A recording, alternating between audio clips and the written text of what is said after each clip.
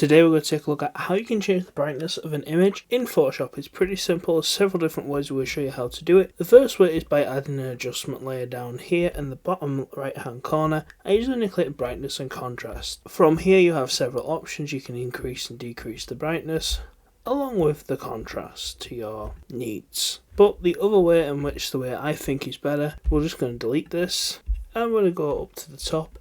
We're going to click image, scroll down to adjustments.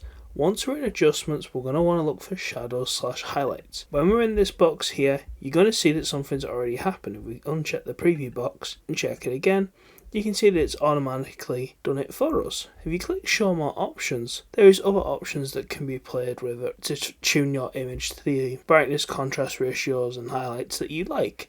So as you can see here, we can change our tone, we can change the amount of highlights. As you can see, we can have some real effect on the image just from these sliders. It's all about playing with it and toning it to your image's need. But once you're done, just click OK and that'll have saved. And that's how you change the brightness on an image in Photoshop. Please like, comment, subscribe.